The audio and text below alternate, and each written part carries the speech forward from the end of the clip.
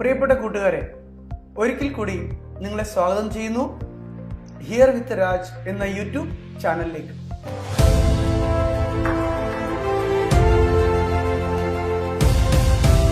കുട്ടികളെ, നമ്മുടെ 6ാം ക്ലാസ്സിൻ്റെ 2ാമത്തെ യൂണിറ്റാണ് അനൂഠി ഝാങ്കിയ.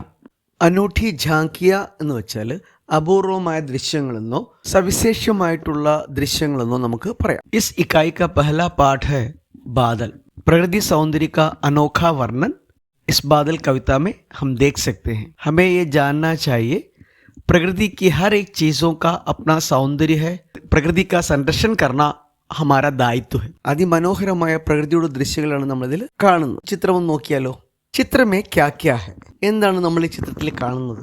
മരമുണ്ട്, പാറക്കൂട്ടങ്ങളുണ്ട്, ഒരു മയിൽ നൃത്തമാടുന്നു, കാർമേഘങ്ങളുണ്ട്, മഴ പെയ്യുന്നുണ്ട്, മഴത്തുള്ളികൾ കാണാം, തുമ്പികളുണ്ട്, ചിത്രശലഭമുണ്ട്, ഒരു ഓന്തുമുണ്ട്, ആ പുല്ലിൽ കൂടെ ഒരു ഓന്ത് പോകുന്നുണ്ട്, പിന്നെ ഒരു തവളയുണ്ട്, പിന്നെ ഒരു മാവ് കായ്ച്ചിട്ടുണ്ട്, അതിൽ മാങ്ങയുണ്ട്, പൂക്കളുണ്ട്, പുല്ലുകൾ, നല്ല പച്ചപ്പ് നിറഞ്ഞ പുല്ലുകൾ കാണാം, കാർമേഘങ്ങളുണ്ട്, കുളമുണ്ട്, അല്ലേ? ഈ ചിത്രങ്ങളൊക്കെ നമ്മളിതിൽ കാണുന്നു. ശരിക്കും ഇതൊരു പ്രകൃതിയുടെ മനോഹാരിത തുളുമ്പുന്ന ചിത്രമാണ്, അല്ലേ? അപ്പോൾ ബതാവോ ചിത്രമേ ക്യാ ക്യാ high?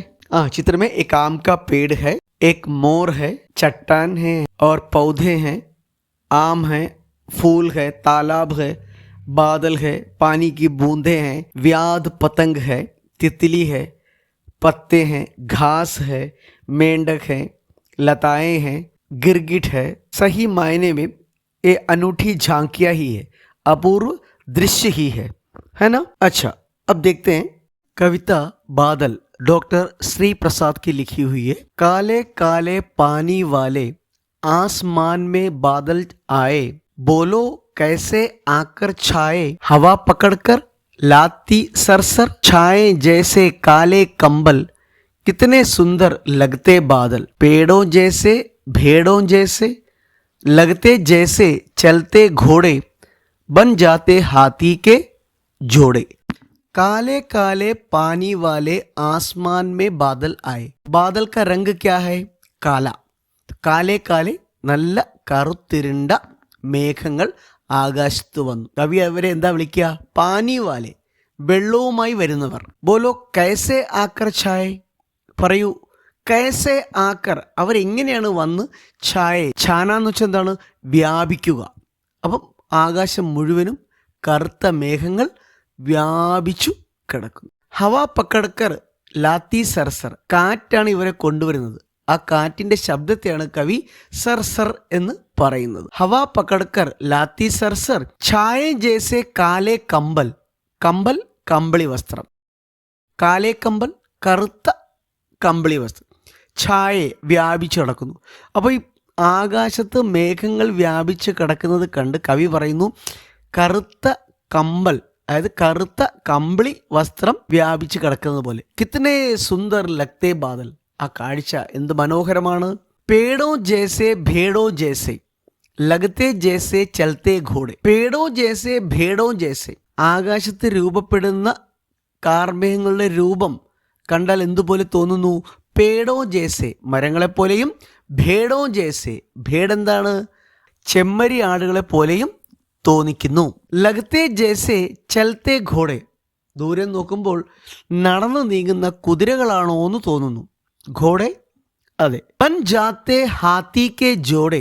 ബൻ ജാത്തെ Haathi K, Haathi K ജോഡെ, ഹാത്തിയുടെ ജോഡികളായിട്ട്, അതായത് 1-2 ആനകൾ ഒന്നിച്ച് നടക്കുന്നത് പോലെ ആകാശത്ത് കാർമേഘങ്ങളുടെ രൂപം നമുക്ക് കാണാൻ കഴിയും. അപ്പോൾ വിവിധ തരത്തിലുള്ള രൂപങ്ങൾ ആകാശത്ത് കാണാൻ കഴിയുമെന്നാണ് കവി പറയുന്നത്. അടുത്ത ഭാഗം നോക്കൂ. നൻഹേ ജൽ കൺ ഗയേ ഭാപ്പ് ബൻ, ഉസി ഭാപ്പ് ने ठंडक पाई, बादल बरसे बरसा आई. नन्हे जलकण, जलकण पानी की बूंदे, कैसे है? नन्हे, നിഷ്കളങ്കരായ ആ ജൽക്കൺ, ജൽക്കൺ മഴത്തുള്ളികൾ. ഗയേ ഭാപ്പ് ബൻ, ഭാപ്പ് ക്യാ ഹേ? ഹാ, ഭാപ്പ് നീരാവി. ഭാപ്പ് ബൻ ഗയേ, क्या बन गए? भाप. അപ്പോൾ पानी की बूंदे भाप बन गए.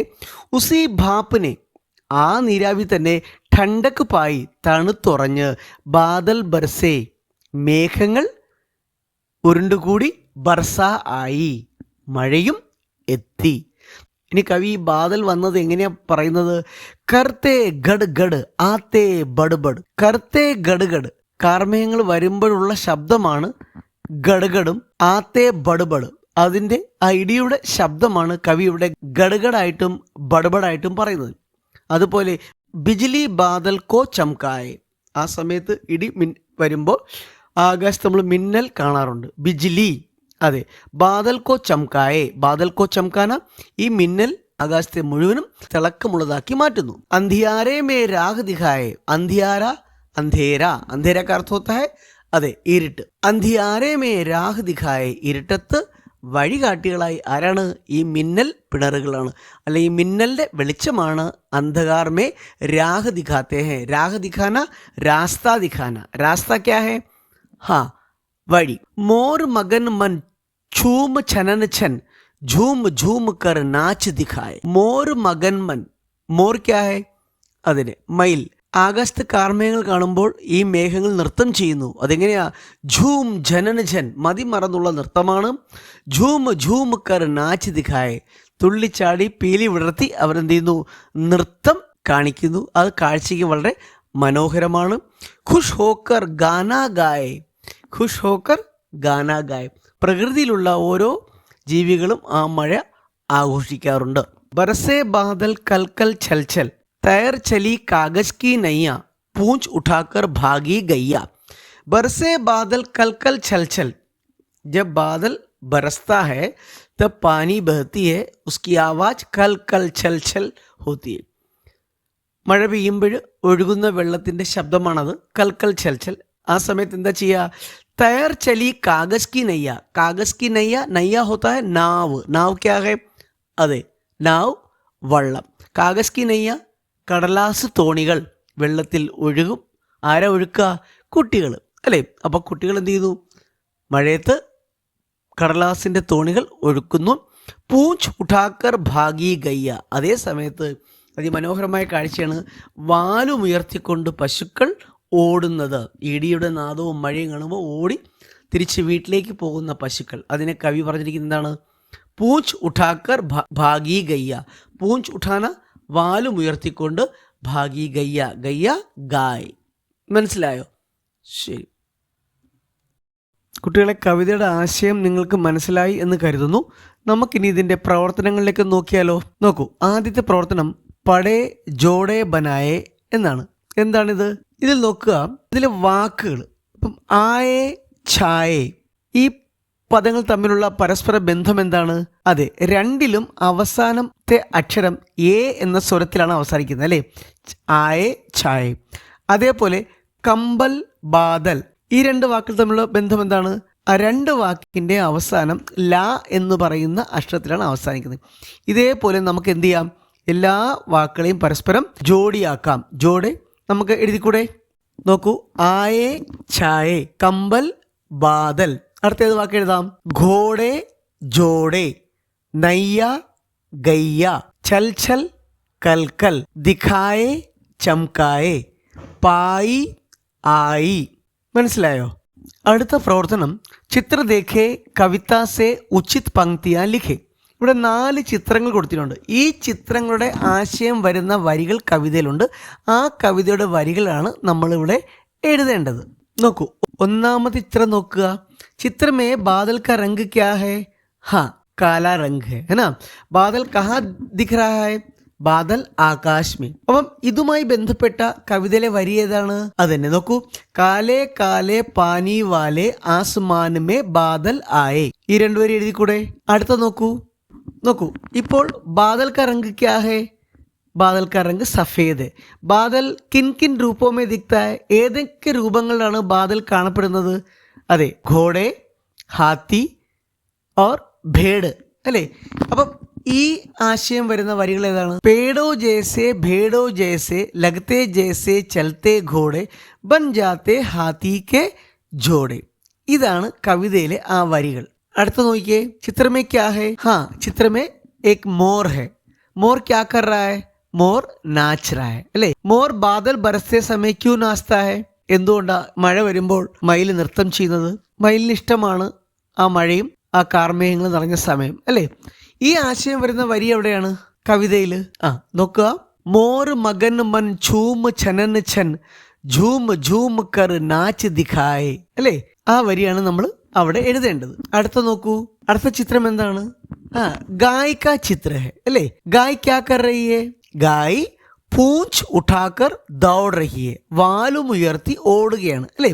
ബാദൽ ബർസത്തെ സമയ ഗായ് ക്യൂ പൂഞ്ച് ഉഠാക്കർ ചൽത്തി ഹെ? എന്തുകൊണ്ടാ ഈ മേഘങ്ങളും ഇടിമിന്നലൊക്കെ വരുമ്പോൾ ഓടുന്നത്? പേടിച്ചിട്ടാണ് അല്ലേ? പേടിച്ചിട്ട് ഓടി തൻ്റെ വീട്ടിലേക്ക് പോവുകയാണ്. അപ്പോൾ ഇതുമായിട്ട് ബന്ധപ്പെട്ട വരികൾ ഏതാണ്?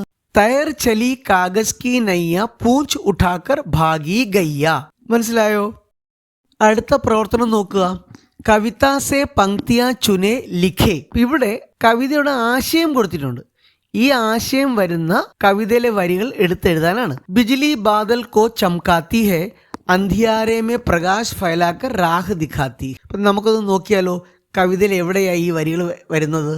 കണ്ടോ, ബിജ്ലി ബാദൽ കോ ചംകായെ അന്ധിയാരെ മേ രാഹ് ദിഖായേ.